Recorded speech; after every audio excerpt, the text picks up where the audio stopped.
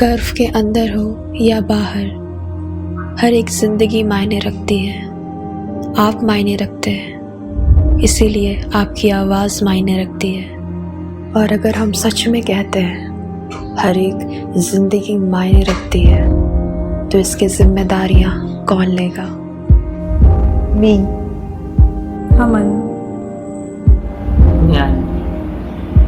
मैं। एन।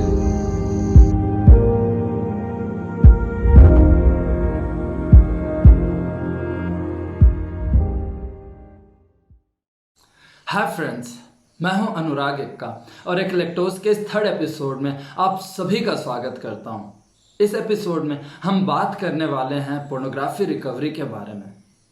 दोस्तों, pornography addiction एक ऐसी एडिक्शन है जिससे हर एक वर्ग के लोग संघर्ष करते हैं।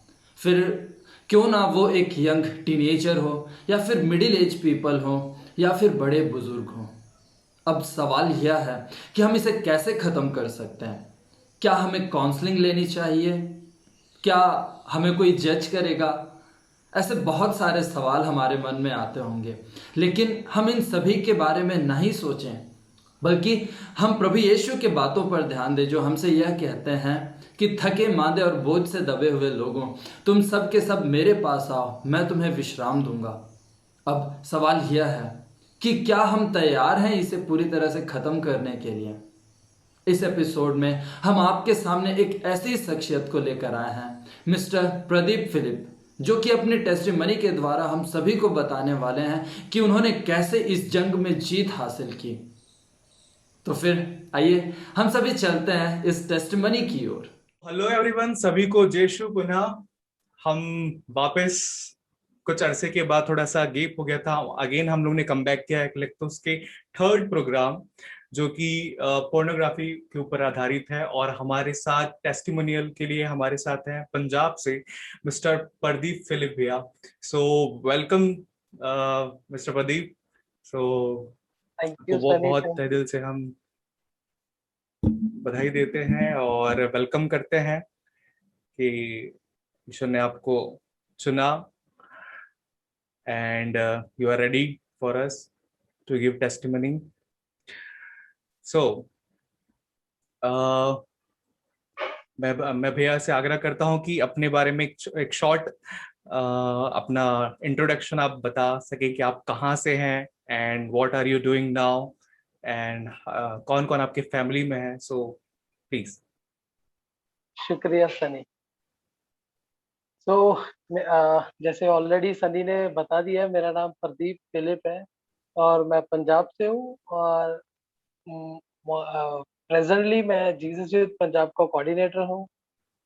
और मेरी फैमिली में मेरी वाइफ है और 3 बच्चे हैं। छोटी बच्ची जो अभी रिसेंटली लास्ट ईयर अगस्त में जिसने इस पृथ्वी पर अपना पाँव रखा है, तो वो भी साल अगस्त में जाके 1 साल की पूरी हो जाएगी।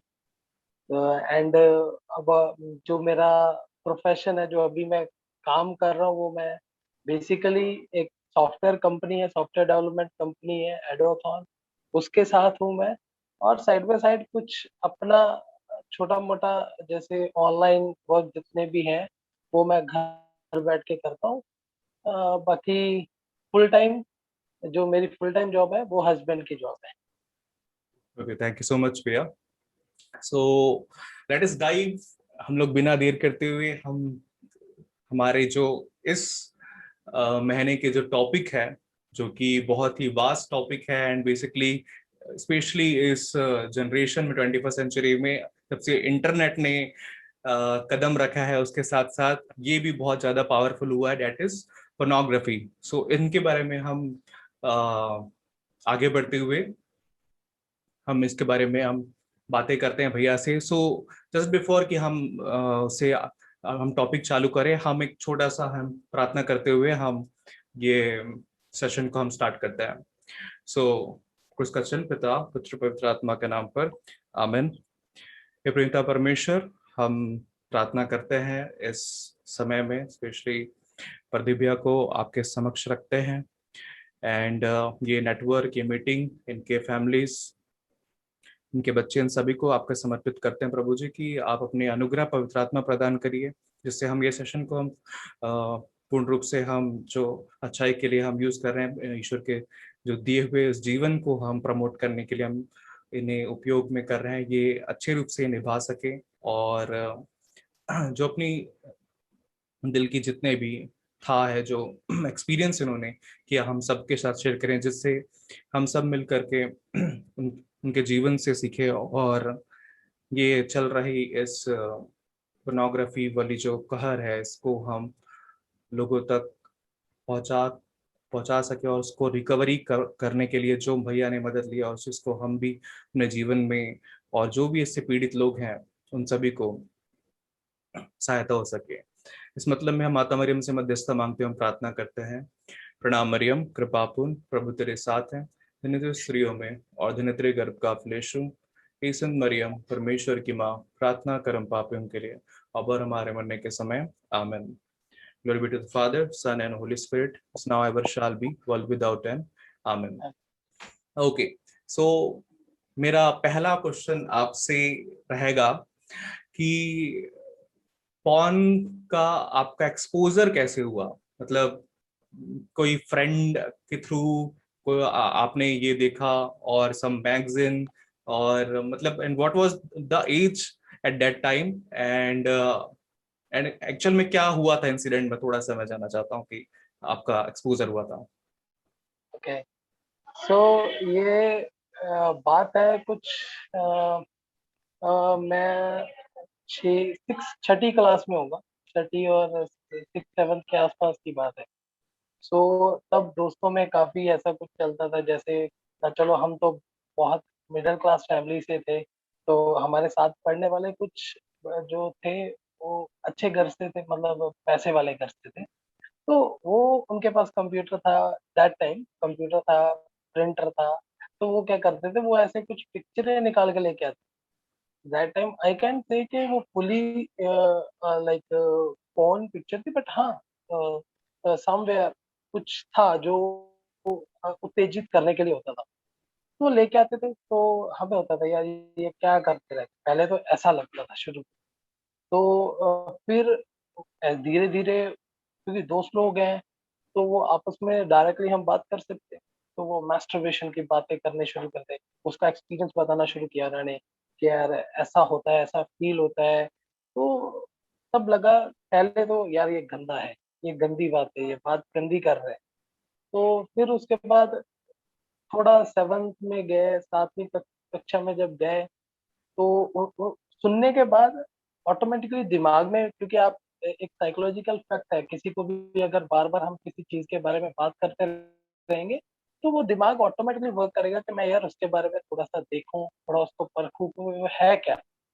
तो ऐसा शुरू किया, जैसे फिर पिक्चर्स देखना शुरू किया। और दैट टाइम ये तो चलो, अभी जो जनरेशन है ये बहुत फास्ट जनरेशन है, और मतलब टेक्नोलॉजी बहुत जबरदस्त है।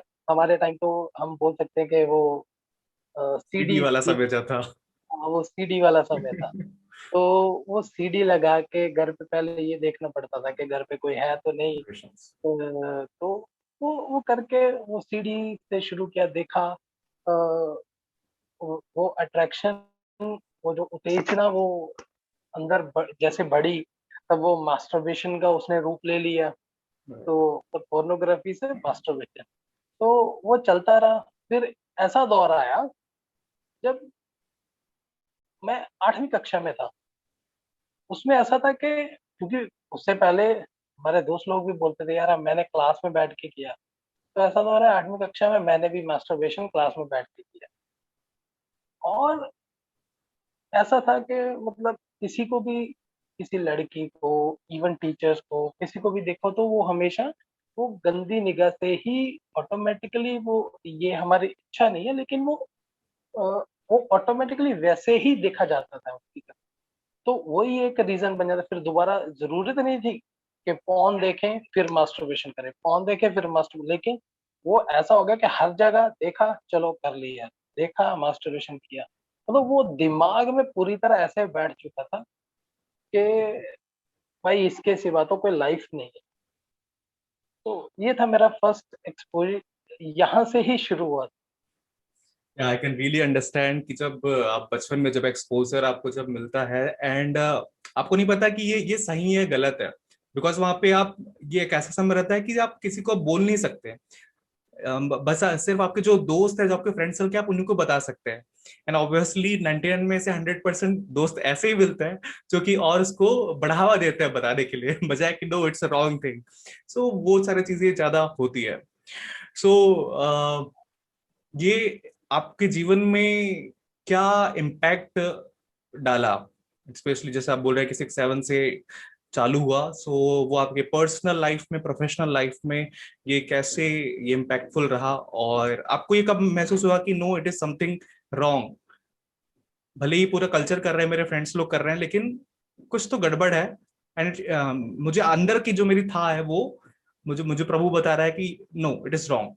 सो what was that time and what happened that time? हाँ, ये जैसे मैंने बताया कि 6-7 से शुरू हुआ, 8th में तो उसका अलग ही लेवल हो गया। तो पहला इम्पैक्ट ये था कि स्टडी में ऑब्वियसली पहले एवरेज स्टूडेंट थे, लेकिन अब तो बिलो एवरेज भी चले गए थे। मतलब पूरा ध्यान इस तरफ था। तो 8th में जो 8th क्लास में जिसमें मैंने क्लास में मास्टरबेशन किया, उसमें मैं फेल हो गया। ओके। और मैं इकलौता मतलब क्योंकि एक कैथलिक बच्चा पहला था स्कूल में, वो पहला बैच जो मैंने 10th किया। तो कॉन्वेंट स्कूल था अपना, तो सिस्टर्स हमेशा हमारे पीछे पड़े रहते थे। तो एक तो कि स्टडी में बहुत बड़ा इम्पैक्ट पड़ा कि मुझे 8th रिपीट करना पड़ा। मेरे दोस्त जितने भी साथ में थे, उनके परसेंटेज मुझसे कम थी, लेकिन फिर भी प्रिंसिपल ने उनको प्रमोट कर दिया और मुझे नहीं किया। मतलब क्योंकि ऑब्वियसली कैथलिक बच्चा था, तो सिस्टर ने प्रिंसिपल ने ये बोला कि आगे जाके ना 9th में और 10th में ये सब फेल हो जाएंगे, तुम्हें रिपीट करवाती हूँ कि तुम आगे जाके अच्छे से पास हो। तो वो एक मेरे लिए बहुत बड़ा झटका था, वो रिपीट करना और नई क्लास में नए बच्चों के साथ बैठना, वो एक कल्चर वहाँ से चेंज हुआ। ये भी मैं बोल रहा हूँ कि मतलब वहाँ से मैंने छोड़ दिया, हाँ, लेकिन वो क्लास में जो करना, वो उस चीज़ को तो उस चीज़ मतलब चीज़ ने छुड़वा दिया मुझे, वो एक ब्रेक ने। तो फिर मैं अपनी वैसे लाइफ का देखूँ तो पूरा पर्सनैलिटी चेंज हो गया। एक इंट्रोवर्ट पर्सनैलिटी, किसी भी चीज़ में मन नहीं, घर में भी चिक-चिक, कहीं भी जाओ ज़्यादा दोस्त नहीं बनाने, मतलब वो एक पर्सनैलिटी चेंज ऐसा हो गया, ये सिर्फ़ इसी की वजह से। सिर्फ़ क्योंकि दिमाग ऑटोमैटिकली हर वक़्त इसी चीज़ को खोजता था, इसी चीज़ को ढूँढता था, तो लेज़ीनेस आ गया लाइफ़ में, कुछ नहीं करने का। लेकिन चलो 8th रिपीट करने के बाद 9th-10th मैंने अच्छे से कर लिया, लेकिन वो पोर्नोग्राफ़ी और मास्टरबेशन ये छोड़ा नहीं तभी भी, ये छोड़ा नहीं। तो ये जब रियलाइज़ेशन हुआ कि यार ये पूरी तरह गलत है, ये बात है मेरी 2007 की। +1 खत्म हुआ था ये या तो 2007 की बात है।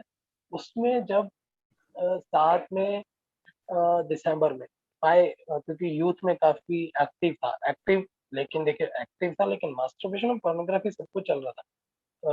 अपनी पैरिश में यूथ में एक्टिव था, एक चेहरा था कि हाँ, प्रदीप करके कुछ है, सिंगिंग में भी मतलब कुछ है, लेकिन स्कूल और बाकी लाइफ में कुछ नहीं था। तो बाय ग्रेस ऑफ गॉड शायद मेरे लिए कॉल था, शायद इस बार वो कॉल ही था जो मुझे कल्चरल एक्सचेंज प्रोग्राम अटेंड करने को मिला। जीसस यूथ का नाम पहली बार हमने 2007 में हमारे पंजाब में जालंधर डायसिस में सुना।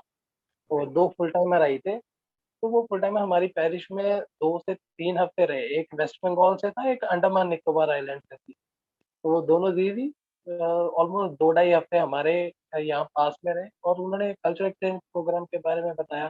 फिर उनको देख के लगा यार ये मतलब अच्छे कैसे मतलब यंगस्टर है, ये प्रेयर कर रहे हैं, बड़ा मतलब इनके वो स्पिरिट सा फील हो रहा है।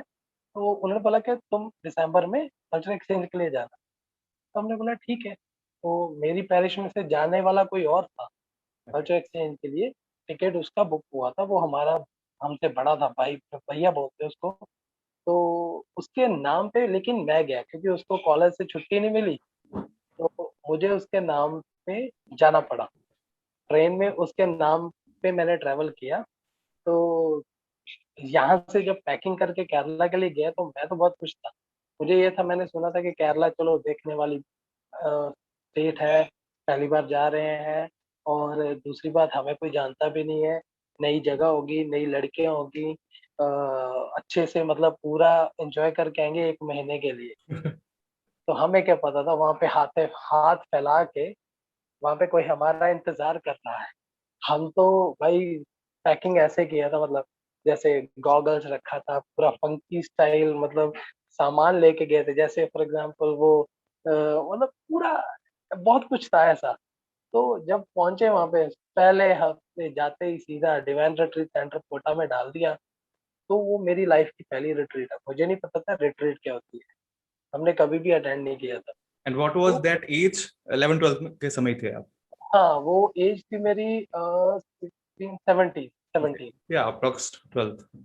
हाँ, वो 17 थी तब। वो दिसंबर 2007 में जब जाते ही हमें डिवाइन रिट्रीट सेंटर में डाला, तो उन्होंने बोला कि एक हफ्ते के लिए 5 दिन के लिए रिट्रीट होगा और आप यहीं पे रहेंगे। हमने कहा चलो 5 दिन प्रेयर कर लेंगे, जैसे करवाएंगे। हमें नहीं ये था कि कैंप टाइप होगा, जो हमारे यहाँ से समर कैंप होते थे तो ICYM के, तो हमने सोचा वैसे कुछ एंजॉय होगा। लेकिन वो बाद में पता चला कि भाई साहब आपके तो लग गए, मतलब पूरी तरह आपको पकड़ लिया है इसने।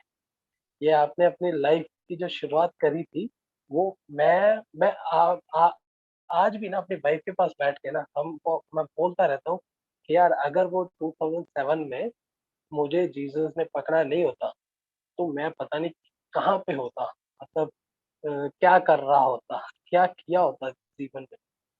तो वहां पे जाके फील हुआ भाई साहब ये गलत है, राइट, तो राइट। retreat में पता चला। तो वेरी इंस्पायरिंग, एंड बहुत अच्छा लगा कि आपने कम एज में ही ये चीज को ग्रास्प किया, and through Jesus you got encountered. So it is very grateful कि ज्यादा ज्यादा वो नहीं हुआ, ज्यादा एज बढ़ने तक, ज्यादा चीज तबाह होने तक इंतजार नहीं हुआ। So it's really good. And मुझे मुझे वो एक लाइन याद आ गया। बेसिकली मास्टर प्लान का एक गाना है, सो उसमें उसमें एक शब्द आता है कि your testosterone must be high करके। सो मतलब वो वाकई में एक ऐसी एज रहती है जहाँ 10th एंड 12th में, कि मतलब हम सब चीज में एकदम हाई चाहिए अपने को, है ना? अपने को घूमना फिरना भी हाई है, और हर चीज अपने को हाई चाहिए। सो उस समय में अगर आप कोई स्पिरिचुअलिटी और आध्यात्मिक जैसे चीजों में जा रहे हो, तो ये वाकई में ये मतलब ये कल्चर की कॉल तो नहीं रहती, ये आपके फ्रेंड सर्कल ये सारी चीजें तो नहीं सिखाती है। आई थिंक अंदर वो पवित्र आत्मा ही बताता है कि यस, कि आपका जो उद्देश्य है, आपका जो जो है, अब वो कहीं और है। You are not made for for this types of things. तो या इट्स अमेजिंग। सो मैं ये पूछना चाहता हूँ कि आपका स्पेशली स्ट्रगल इसके चलते आपका क्या कैसा रहा, मतलब और वी कैन से, जैसे कि आपने बताया कि आपका फैमिली, आपका जो फ्रेंड सर्कल था कम थे, राइट? है ना? सो दैट्स व्हाई आप बार बार वो पॉन में ही आप जाना पसंद करते थे। सो इस टाइप से आपका स्ट्रगल्स इसके चलते आपका क्या रहा, आपने क्या क्या चीजों को फेस किया ना? जैसे कि आपने 8th में आप फिर से रिपीट किए। So other than that anything else, any incident जो कुछ बता सकते हैं आप? अ, तो उसके अलावा कुछ खास इंसिडेंट तो नहीं है, लेकिन हाँ फिर भी लाइफ जैसे बता रहा हूँ कि काफी इंट्रोवर्ट पर्सनैलिटी थी, और किसी से बात नहीं करना, फ्रेंड कोई नहीं, कोई खुद आके मिल ले, बात कर ले, तो बस उतना ही था, क्योंकि ये था हमेशा अपने जोन में रहता था। और स्ट्रगल, सबसे बड़ी स्ट्रगल जो मुझे अभी तक फील होती है वो थी कि किसी को भी देख लो, मतलब किसी भी फीमेल को, चाहे वो मुझसे एज में बड़ी है, छोटी है, मैरिड है, अनमैरिड है, मतलब किसी को प्योर आइज के साथ देख ही नहीं सकते, मतलब ऐसा हो गया था। हर वक्त दिमाग वही ढूंढता था जो उसे मतलब दिमाग में जो जो एक्सपीरियंस किया, जो भरा हुआ है, सबसे बड़ी स्ट्रगल यही थी कि यू कांट सी एनीवन, सिर्फ रेदर देन के जो तुम्हारे ब्लड रिलेशन में से या तुम्हारे सिबलिंग्स हैं, उनको छोड़ के बाकी कहीं भी चले जाओ, हर किसी को। तो ये मेरे लिए मतलब खुद मैं बीच-बीच में जैसे ऐसे मन में आता था, यार ये गलत कर रहे हैं, क्यों ऐसे क्यों देख रहे हैं?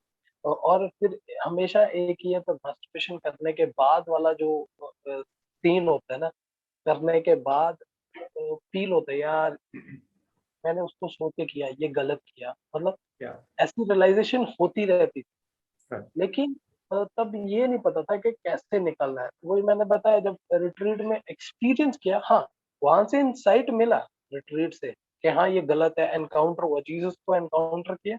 एंड ये नहीं मैं बोल सकता हूँ कि एकदम से वहीं पे बंद हो गया, लेकिन it for me, according to me, it's a journey. वहाँ से शुरू हुआ और फिर धीरे-धीरे मैंने कोशिश किया with the help of Holi spirit, prayer, Jesus की ग्रेस के साथ उसको पूरी तरह लाइफ में से निकाला। एंड ये तो था कि एक्सपीरियंस होने के बाद, एनकाउंटर होने के बाद, लेकिन मैं दोबारा इस चीज में गिरा हूँ सेकंड टाइम। वो इससे सेकंड मालूम टाइम चलता है कि ये सिर्फ क्या बोलते हैं, ये कोई स्पिरिचुअल प्रॉब्लम नहीं है, ये सिर्फ क्या बोलते हैं कि आप कोई आदत है या समथिंग, मतलब ये जेन्युइनली, मतलब कुछ चीजें जैसे हमारे बॉडी में कुछ खराबी आ जाती है। फॉर एग्जांपल अगर हमको बुखार रहता है तो ये नहीं कि मतलब आप अपने आप ठीक हो जाओगे, मतलब या इन सम केसेस हो जाता है, but in many of the cases you took मतलब आपको पिल लेना पड़ता है ना, आपको दवाइयाँ खाना पड़ती है, और तब चीज वो सारी चीजें कम बैक करती है। सो जनरली लोग समझते हैं कि या पोर्नोग्राफी ये तो हमारी बस की चीज है, हम आज नहीं तो हम कल छोड़ छोड़ देंगे, देंगे। इट्स फाइन, है ना, मैं ये आज देख रहा हूँ, ओके मैं कल से नहीं करूंगा। So but it is not about that. एक बार चालू कर दिया, it is really hard to give it up. Exactly. So तो मैं स्पेशली वही मुझे वो वाला या पल याद आया, ये बेसिकली मेरे जीवन में भी कई बार आया है। क्या मतलब, you can't see a women अच्छे से, आप पूरा उनके होल एज अ पर्सन आप नहीं दिख सकते।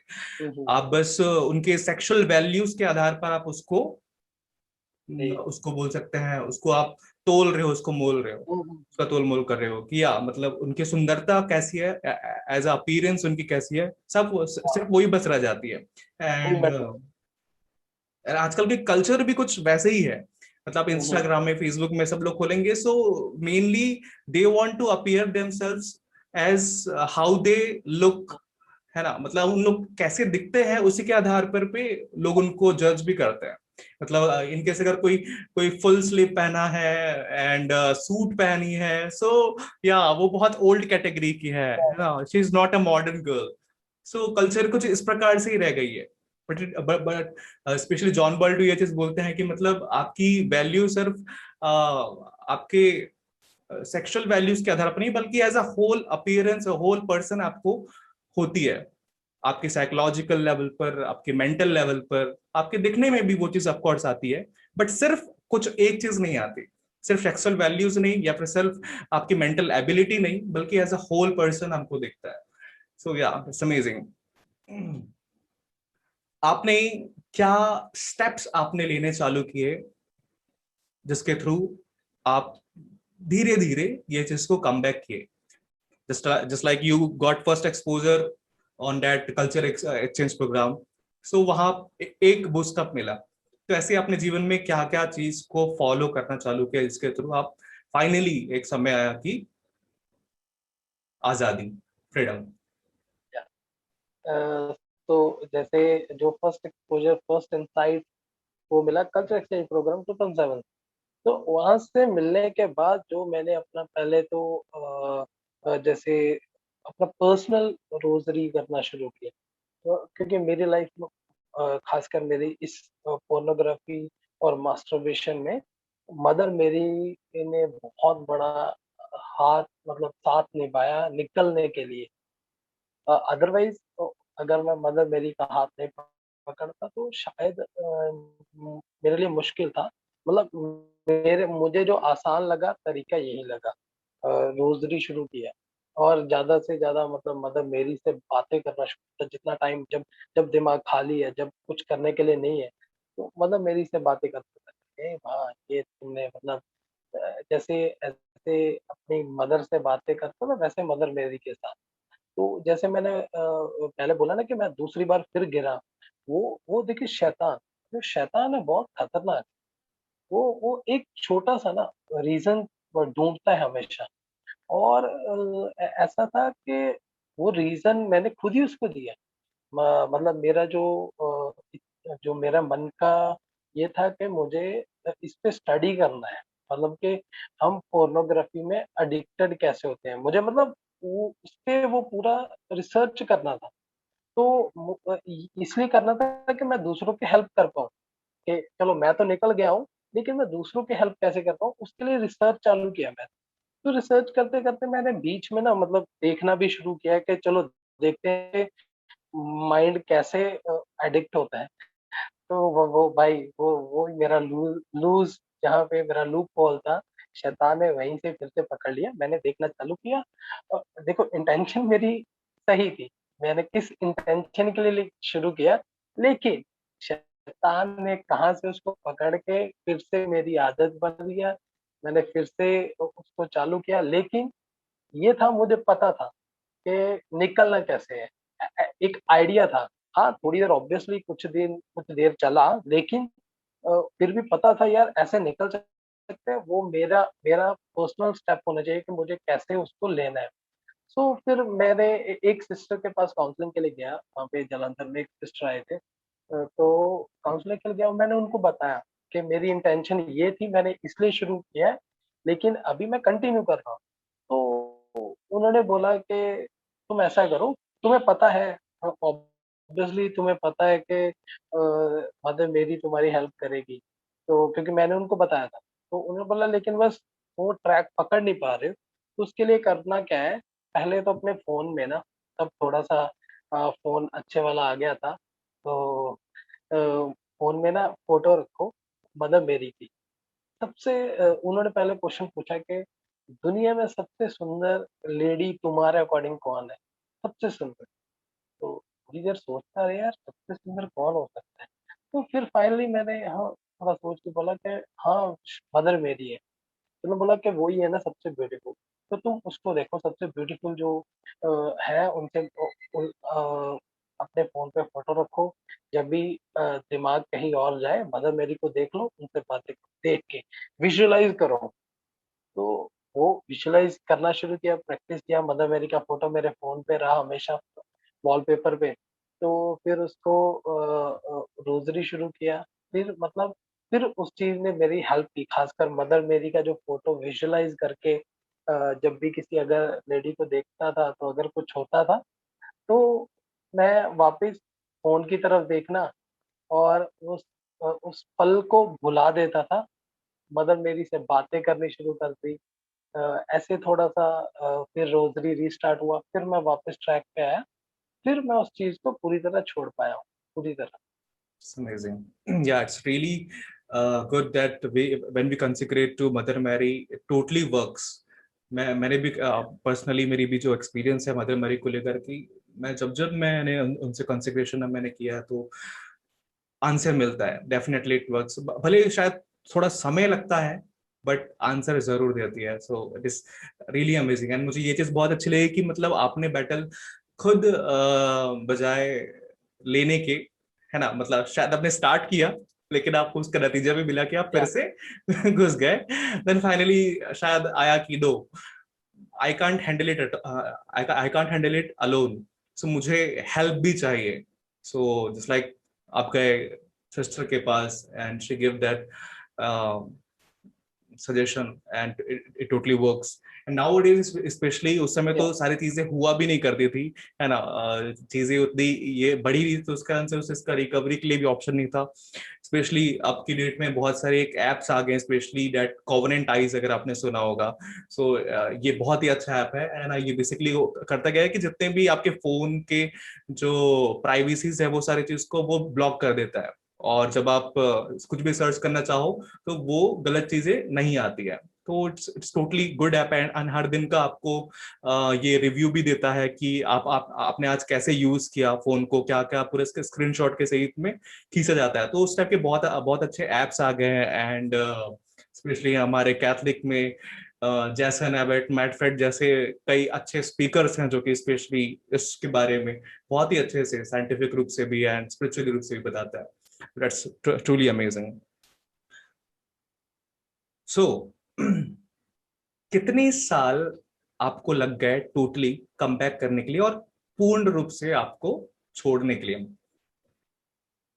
फ्रॉम 6th और 7th स्टैंडर्ड फाइनली कब ये गया, कब गायब हुआ? जैसे वही मैंने शुरू में बताया कि इंसाइट एक बार मिला, लेकिन वो मिलने के बाद वो एक जर्नी है, ये एकदम से नहीं छूटेगा। Right. It's a journey. So कोई किसी चीज की अगर आदत होगी, बिकॉज उसके बाद तो वो आदत ही बन जाती है ना। ऑटोमेटिकली हमें पता है, हमें एक एक तरफ चल रहा है कि ये गलत है करने से पहले। पोर्नोग्राफी और मास्टरबेशन दोनों करने से राइट। पहले पता है कि ये गलत है, लेकिन स्टिल वो एक आदत है। आदत की वजह से वो हम करेंगे ही करेंगे, जो मर्जी हो जाए, जो कुछ भी हो जाए। चाहे पूरी तरह हमारा मन हमें रोक रहा है, लेकिन फिर भी वो करने के बाद हम बोलेंगे, हाँ यार ये सुन लेते ना अपने मन की आवाज, ये गलत था, मुझे नहीं करना चाहिए था। लेकिन फिर भी वो कंट्रोल करना मुश्किल होता है, क्योंकि आदत होगी, प्रैक्टिस होगी उसकी। तो अभी ज्यादा फर्क नहीं पड़ता, वो आदत है। तो ऑलमोस्ट अगर मैं कैलकुलेट करूं तो 6 से लेके 10 तक 4 साल, दो, ऑलमोस्ट आई कैन से। मैं पूरा कैलकुलेट करूं, या इनसाइड के बाद की नहीं बात कर रहा हूँ, लेकिन पूरा कैलकुलेट कर रहा हूँ। तो 6 से 7 साल तो लग ही गए इसको। मतलब दूसरी बार गिरने के बाद वाला भी बीच में कैलकुलेट करके 6 से 7 साल। लेकिन इंसाइट मिलने के बाद वो तो अपने हाथ में है। जैसे अगर हम डॉक्टर के पास जाते हैं, कोई बीमारी है, तो वो हमें मेडिसिन देगा और बताएगा रेगुलरली आपको इतने दिनों के लिए ये लेनी है, तब आप ठीक हो जाओगे। तो हम वो प्रिस्क्रिप्शन फॉलो करेंगे, तो ऑब्वियसली वो ठीक हो जाएंगे। लेकिन अगर बीच में छोड़ दिया तो राइट। वो बीमारी फिर से बढ़ जाएगी। तो बढ़ गई तो दूसरी बार ज्यादा खतरनाक हो जाएगी, तो टाइम ज्यादा लेगी। तो ऐसा ही है। ये चीज अगर एक बार छोड़ के दोबारा करते हैं, देखिए एक फंडा ऐसा नहीं, हमारी जीवन का, इस इंसानी रूप का, कि अगर हम कोई चीज जैसे एक बार करते हैं, उसको करने के बाद फॉर एग्जांपल, मैं इसको अगर थोड़ा आध्यात्मिक लेवल पे लेके जाऊं, फॉर एग्जांपल अगर हमने प्रेयर ग्रुप शुरू किया, तो प्रेयर ग्रुप शुरू करने के बाद बंद कर दिया, बंद करने के बाद रिस्टार्ट करना मुश्किल होता है, यस। मतलब काफी मुश्किलें आती है। Of course. तो इस पार्ट में ये थोड़ा सा इसको ना रिवर्स कर लो। अगर एक बार करके छोड़ के ना, उसको छोड़ के दोबारा अगर रिस्टार्ट किया, तो बंद करना मुश्किल होता है। मुश्किल हो जाता है डेफिनेटली। तो वो एक जर्नी है, तो दैट्स व्हाट। एक टाइम लेगा, जरूरी नहीं है कि कईयों के तो ऐसा भी होता है कि 2 महीने में हो जाए, वो तो पर्सन टू पर्सन डिपेंड करता है। लेकिन अगेन हाँ, हमको छोड़ना ऐसे है कि हम उसको दोबारा ना पकड़ पाए, और ऐसे छोड़ना है। अगर हमने छुपा के अपने, जो जो हमारा पीछे पॉकेट होता है जिसमें हम अपना वॉलेट रखते हैं ना, वो यस। पीछे छिपा के रखते हैं। तो उसको छिपा के पीछे नहीं रखना, मतलब अपने माइंड को बेवकूफ नहीं हमें बनाना है कि भाई हमने छोड़ दिया है। मतलब वो छिपा लिया है ना, उसको दबाना नहीं है, छिपाना नहीं है, उसको जाने देना है। जब हम छोड़ेंगे तब हम निकल पाएंगे। तो वो छोड़ने के लिए चाहे आपको साल लग जाए, 6 महीने लग जाए, 2 साल लग जाए, टेक योर टाइम, लेकिन छोड़ो। लेकिन छिपा के मत रखो, पॉकेट के राइट। पीछे छिपा के नहीं रखना उसको। यही है। सेम इसी से रिलेटेड मुझे अपने जीवन का याद आ गया। स्पेशली क्या होता था कि जब मैं जीसस यूथ में आने से पहले ICFM जब मैं था, तो जनरली ऐसा होता था कि हर 2-3 महीने में एक बार मैंने प्रोग्राम अटेंड किया, रेट्रीट अटेंड किया, एंड वो इतना ज्यादा इम्पैक्टफुल रहता था कि मैं घर आने के बाद भी एकदम स्पिरिचुअल, है ना, एकदम बकायदा सुबह उठ करके प्रार्थना वार्थना करना, और जो भी हमारी जो चीजें हैं, है ना, हमारी जो दैनिक जीवन की जो चीजें हैं वो बहुत एकदम आध्यात्मिक रूप से फॉलो करना। But it only last long for maximum to maximum 1 or 2 week, है ना, 1 हफ्ता से 2 हफ्ता ज्यादा कभी मेरा आज तक रहा ही नहीं है। सो देयर आई अंडरस्टूड कि मुझे कुछ ऐसा लाइफस्टाइल चाहिए जिसे मैं हर दिन में वो उसको कर सकूं, उसमें जीऊं, तो ही बोल सकते हैं कि मैं सेंटहुड के लिए जा सकता हूँ।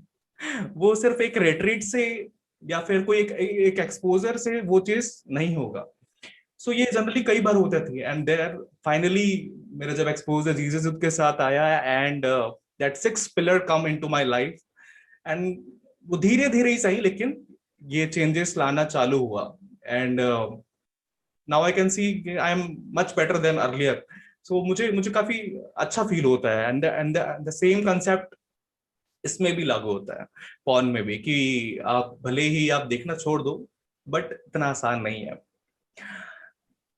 एक बार ना देखने के बाद टेम्पटेशन ज्यादा बढ़ जाता है आना, और उस चीज को कम करना वो अपने ऊपर रहता है।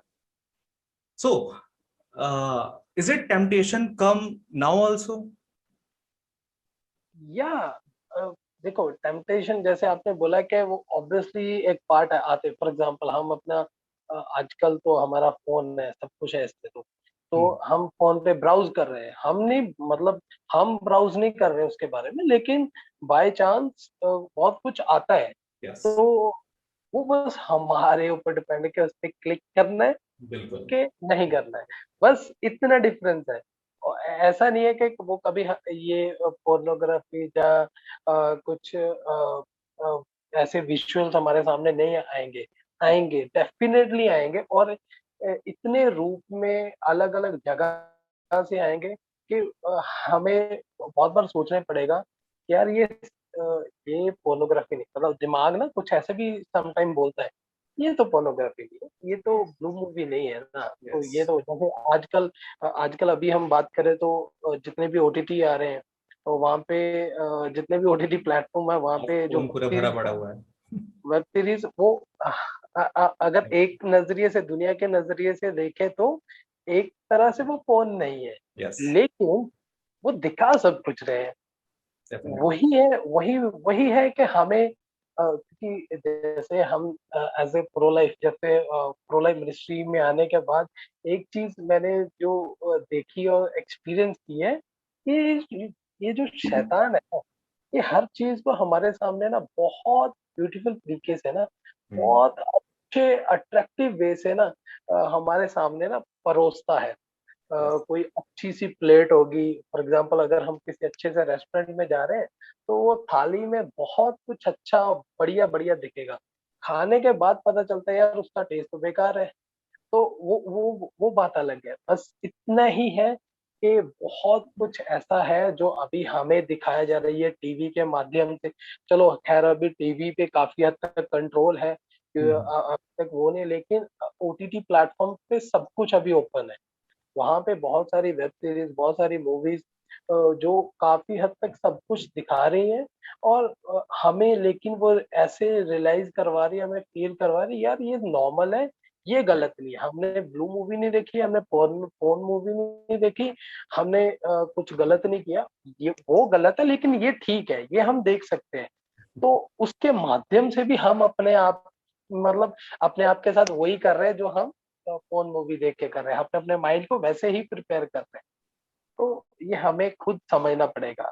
हाँ, यहाँ पे जैसे हम एज ए जीसस, ये तो हमारे लिए ब्लेसिंग है, बहुत बड़ी ब्लेसिंग है कि जीसस यूथ में आ गए, यस, और जो जीसस यूथ के पास 6 पिलर्स है ना, तो वही हमारा सबसे इम्पोर्टेंट हथियार है। उन 6 में से ज्यादा नहीं तो सैक्रामेंटल लाइफ और पर्सनल प्रेयर, इसको ही पकड़ ले, word of God, personal prayer, तो बहुत है, यस, बहुत है हमारे लिए पर्सनली। बाकी 2 तो चलो फेलोशिप और हेल्पिंग फॉर अदर्स वो तो दूसरों के लिए करना है, लेकिन जो पहले 4 है वो हमारे लिए है, वो पर्सनली हम लोगों के लिए है। डेफिनेटली। तो वो हमें अपने लिए ही करना बहुत ज़रूरी है। जब तक हम दूसरों के लिए नहीं करते कोई बात नहीं, लेकिन पहले अपने लिए करें, तो फिर हम शुरू हो जाएँगे दूसरों के लिए भी करना। तो वो एक इम्पोर्टेंट रोल प्ले करते हैं। राइट। ये तो है बिल्कुल भी, चाहे आप टेम्पटेशन कितना भी, मतलब आप बड़े क्यों ना हो जाओ, लेकिन टेम्पटेशन बरकरार रहता ही है। एंड ये प्रकार से बोल सकते हैं कि एक अच्छा संकेत भी है कि मतलब सेक्सुअली रूप से आप सही हो, आप सही बायोलॉजिकल रूप से आप सही हो, कि अगर आपको टेम्पटेशन आ रहा है। इनकेस अगर नहीं आ रहा है तो फिर बेटा गड़बड़ बात है। तो so it is good. And yes, जैसे ये चीज मुझे बहुत पॉइंट आउट किया कि जो आपने उदाहरण दिया सेल फोन का, कि क्लिक करना और ना करना में जो समय रहता है ना, और वो जो डिसीजन है वो अपने को लेना है। और वैसे टेम्पटेशन आपको जीवन में हर बार आएंगे, हर जगह आएंगे, चाहे आप कहीं बाहर हो, चाहे आप घर में ही क्यों ना बैठे हो, मोबाइल में ही क्यों ना हो। सो ये चीज रहेगी। But the thing is, in the end God will wins, ये इंपॉर्टेंट एग्ज़ैक्टली। है। So finally I am so much happy कि हम आखिरी समय पर हैं। एंड बहुत ही अच्छा लगा आपका टेस्टिमनी सुन करके। सो मैं फाइनल वर्ड्स मैं आपसे सुनना चाहता हूँ कि स्पेशली इन दिस पेंडेमिक, जहाँ पे अभी सब लॉकडाउन है एंड अधिकतर लोग एंड घर में ही बैठे हुए हैं, आइदर इट्स बोल सकते हैं कि बड़े एज के वर्ग के लोग हों चाहे छोटे लोग हों, तो इस समय टेम्पटेशन आने का बहुत ज्यादा चांसेस है एंड कई सारे लोग गिर भी जाते हैं। सो उन लोग के लिए आप क्या सजेशन दे सकते हैं? एंड अगर कोई ऐसे पॉइंट में है तो आप उनको क्या मैसेज आप दे सकते हैं कि कैसे रिकवरी किया जा सके? जैसे अगर हम बात करें इस पैंडेमिक की, कि हम सब अधिकतर ज़्यादातर हम घर पे बैठे हुए हैं। ज़्यादातर हम अ, अपने आप में हैं।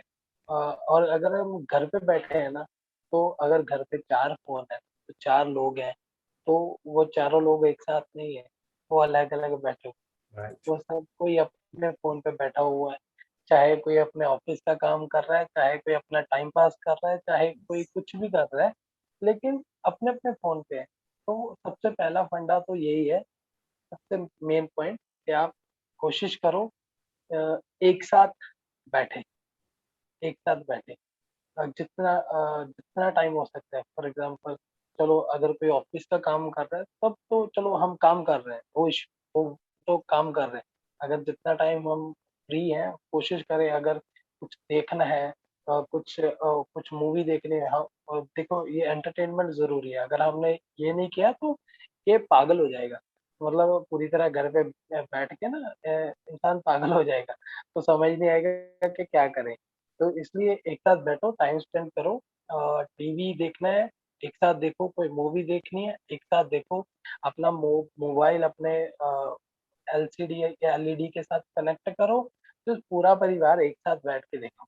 और जब हम एक साथ देखिए, सबसे बड़ी बात, पहले क्या होता था यहाँ पे जो पहले टीवी थे, जब इतना डी2एच डीटीएच नहीं था, तो कुछ गिने-चुने चैनल थे, उससे पहले सिर्फ नेशनल चैनल होता था। तो तब क्या होता था, तब सब परिवार एक साथ बैठ के देखते थे, तो चैनल पे जो कंटेंट था वो बहुत अच्छा रहता था, या ठीक है? बच्चों के अकॉर्डिंग भी, क्योंकि पता है बच्चे भी बैठेंगे। अब तो खैर मतलब कोई इस चीज़ को नहीं सोचता, लेकिन फिर भी। तो अगर हम एक साथ बैठ के देखेंगे, बच्चे भी साथ में होंगे, मम्मी होगी, सब पापा होंगे, यस। तो वो डर नहीं मैं बोल रहा, लेकिन वो एक रिस्पेक्ट वाला फंडा है यस। ना, वो रहता है। हम्म। तो उस चक्कर में हम जो कुछ भी देखेंगे वो अच्छा ही देखेंगे, यस। अच्छी चीज़ देखेंगे। तो यही है, एक साथ बैठो, एक साथ टाइम स्पेंड करो, ताकि हम उस टेम्पटेशन में ना गिरे, अगर हम निकल चुके हैं। और अगर कोई ऑलरेडी है, तो उसके लिए तो यही है, पहले तो हमें कोई पर्सन ढूँढना पड़ेगा। अगर हम जीसस यूथ में हैं, तो वहाँ यहाँ पे हम एल्डर और पास्टरिंग की बात करते हैं। ये राइट। 2 पर्सन बहुत इम्पोर्टेंट रोल प्ले करते हैं हमारे जीवन में। तो फॉर एग्जांपल अगर हम ये कोई भी अगर ये हमारा प्रोग्राम कोई बाहर से देख रहा है, वो जो जीसस यूथ का पार्ट नहीं है, वो कोई भी पर्सन, अपना कोई फ्रेंड, अपना कोई एल्डर, कोई अपना फादर मदर, किसी जिसके साथ भी आप कंफर्टेबल हो ना, Yes. उसको पकड़ो, उसको पकड़ के उससे शेयर करो Yes. कि मुझे ऐसी फीलिंग आ रही है, तो मुझे हेल्प करो। Right. ठीक है, वो हमारे दिल का जो डर है ना, वो निकालना पड़ेगा। डर क्या होता है कि यार अगर मैं पापा को पकड़ के बैठूंगा, पापा तो पहले चापड़ लगाएंगे। Hmm. नहीं, वो नहीं लगाएंगे, नॉर्मली नहीं लगाएंगे। अभी के टाइम और पहले टाइम में बहुत फर्क था। Yes. अभी वो नहीं लगाएंगे। ये सिर्फ हमारे मन के अंदर बैठा हुआ एक डर Right. है, वो सिर्फ एक डर है, वो और कुछ नहीं है। Right. कुछ नहीं बोलेंगे। अगर हम खुद बताएंगे सामने से, पापा मैं ऐसा-ऐसा कर रहा हूँ, मुझे ऐसा Yes. फील हो रहा है, ऑब्वियसली वो हमें हेल्प करने की कोशिश करेंगे। अगर हम क्रिश्चियन है तो हमारे प्रीस्ट होंगे, फिर वो अगर पापा खुद नहीं कर पाएँगे, वो हमें कंसल्ट करेंगे कि आप इनसे जाके हम बात करते हैं। किसी न किसी को पकड़ो। अगर आप स्टूडेंट हो, तो आप अपने टीचर्स से बात करने की कोशिश करो। टीचर्स एक इम्पोर्टेंट रोल प्ले करते हैं, और अगर पेरेंट्स से नहीं कर सकते तो टीचर से करो। तो मतलब हर फील्ड में हमारे पास कोई ना कोई है जिससे हम बात कर सकते हैं। हाँ, फ्रेंड्स, कुछ फ्रेंड्स, अगर हमारे फ्रेंड सर्कल में भी कोई अच्छा है, जो मतलब हमें लग रहा है कि यार ये बंदा सही ट्रैक पे जा रहा है, अच्छी तरह Hmm. से सब कर रहा है, तो हम उससे बात करें। और जो ऑलरेडी उसमें गिरा हो ना, उससे बात मत करना, क्योंकि वो तो आपको ज़्यादा बता देगा. और लेके जाएगा दूसरी तरफ। तो उससे बात नहीं करनी। बस ये एक ध्यान रखने वाली चीज़ है। तो यही है कुछ जो हमें करना है, जो पैंडेमिक के दौरान फैमिली के साथ बैठ के, और फिर किसी पर्सन के साथ शेयर करें जो हमें हेल्प करेगा, क्योंकि अकेले हम नहीं कर पाएँगे। ये फर्स्ट और लास्ट थिंग है, अकेले नहीं कर पाएँगे, बहुत मुश्किल होगा।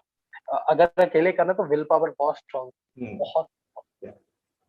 तो यही टोटली अमेजिंग. मैं बिल्कुल इस चीज के लिए सहमत हूँ. एंड मुझे तो लगता है कि आई थिंक ना, सब हर एक सिंस, हर एक पाप का ना, ये एक सबसे बड़ी एक जड़ रहती है कि अधिकतर जो पाप होते हैं, हम लोग अकेले वक्त में ही हम लोग वो चीज को करते हैं. अगर हम लोग अपने आप को लोगों के साथ घेर करके रखेंगे, चाहे वो पेरेंट्स हो चाहे फ्रेंड्स हो, एंड हम लोग हेल्प लेंगे, तो हमारे आधे से ज्यादा प्रॉब्लम्स हम सोल्यूशन हम फाइंड आउट कर सकते हैं. So it's really amazing insight. So thank you so much, Pradipya, and really, it was so inspiring for many of the people, especially जो स्पेशली गिरे हुए हैं एंड जो आउटकम करने के लिए कोशिश कर रहे हैं. एंड सबके सब लोग सीखेंगे. एंड आई होप आप भी इसमें आप आगे और बढ़े हैं. Specially you are also part of pro life, so definitely ये चीज काफी लोगों को हार्ट टच किया है, आगे भी लोगों तक पहुंचेगा. So I am so happy. So thank you so much Pradeep भैया कि आप यहाँ पर आए समय निकाल करके. आई नो आपका समय थोड़ा सा प्रॉब्लमेटिक वाला था, सो बट फिर भी आपने समय निकाला. It's really amazing. Thank you so much Sunny. मतलब ये मेरे लिए अमेजिंग था जब आप लोगों ने कांटेक्ट किया मुझे, कि ऐसा ऐसा आपको शेयर करना है। तो पहले तो मैं थोड़ा सा ना लग रहा था यार, मैं मैं क्यों, हाँ, मैं सही बंदा नहीं हूँ। तो फिर I took my time, I prayed, and हाँ, okay, God asked me to share. तो यस. मैंने कहा हाँ ठीक है। और ये मेरे लिए ऐसे कन्वर्सेशन टाइप करना, ये मेरे लिए पहली बार था। तो कोई क्वेश्चन पूछ रहा है और मैं उसका बता रहा हूँ, मुझे लग रहा था कि यार ये कैसे होगा, but I know Holi spirit is working. तो ये मेरे लिए बहुत अच्छा है कि वो मुझे सारा जो एक्सपीरियंस मैंने किया था, वो रिवीजन हुआ मेरा। वो रिवीजन होने की वजह से मैं और अपने इस जर्नी की तरफ और आसानी से बढ़ रहा हूँ, बढ़ूंगा, और कुछ नई चीजें आएंगी जिनको दूसरों के लिए हेल्पफुल होगा, और मेरे लिए भी पर्सनली सबसे बड़ा हेल्पफुल होगा। तो ये अमेजिंग है। कुछ चीजें तो शायद मैं भूल चुका था जैसे, तो लेकिन ये कन्वर्सेशन के दौरान हम वो दिमाग में सब कुछ आया। So great for me also, great experience. So thank you, Sunny and team, खासकर डॉक्टर श्रद्धा एंड अपना मारिया। तो thank you for your cooperation. Maria ने तो मेरे पीछे बहुत अपना टाइम लगाया। भैया मैसेज नहीं करते ना, मतलब वो जब वो कॉल करती है मैसेज करती है तो मैं उसको 2 दिन बाद 3 दिन बाद रिप्लाई करता था। तो thank you to for bearing me. Yeah it is totally worth it. And हम लोग ने ये चीज नोटिस किया कि ये चीज हम लोग आई थिंक 2 to 3 months हो गए थे हम लोग प्लान आउट कर रहे थे रीच करने का, एंड फाइनली आज जा करके हो पाया। सो आई थिंक इट्स रियली एक होली स्पिरिट का हम लोग यहाँ पे वर्क हम देख सकते हैं कि चाहे कितने भी बाधाएं आए, कितने भी चीजें हुई, but finally the God wins. So दोस्तों, कई बार हमें मिसलीड कर दिया जाता है कि पोर्न वीडियोस देखने में कोई बुराई नहीं है। आपको क्या लगता है? प्रभु यीशु हमें सिखाते हैं कि अगर तुमने मन में भी किसी के विरुद्ध व्यभिचार किया है तो वह तुमने सच में किया है। क्या होता है पोर्न वीडियोस में? एक लड़की का इस्तेमाल किया जाता है एक वस्तु के रूप में। क्या हम एक वस्तु हैं? नहीं, हम सभी ईश्वर के प्रतिरूप में बनाए गए हैं और हम सभी ईश्वर के बेटे बेटियां हैं। लेकिन जब जब हम पोर्न वीडियोस देखते हैं हम सभी एक दूसरे को वस्तु के रूप में देखते हैं। जब जब हमें इसकी लत लगती है हमारे लिए मुश्किल हो जाता है एक दूसरे को ईश्वर के बेटे बेटियों के रूप में देखना। अगर आप भी इस एडिक्शन से परेशान हैं और आपको लगता है कि आपको काउंसलिंग की ज़रूरत है तो आप ज़रूर काउंसलिंग लें। फादर, सिस्टर, किसी से भी। अगर आप इनके साथ कंफर्टेबल नहीं हैं तो आप अपने किसी दोस्त से बात करें, अपने भाई से बात करें। अगर आपके मन में यह सवाल उठता होगा कि आप जज किए जाएंगे तो आप ज़्यादा ना सोचें, बल्कि आप प्रभु यीशु के बातों पर गौर करें जो हमसे कहते हैं कि मैं इस संसार में इसलिए नहीं आया ताकि मैं तुम्हें दोषी ठहराऊं, बल्कि मैं इस संसार में इसलिए आया ताकि तुम मुक्ति प्राप्त करो।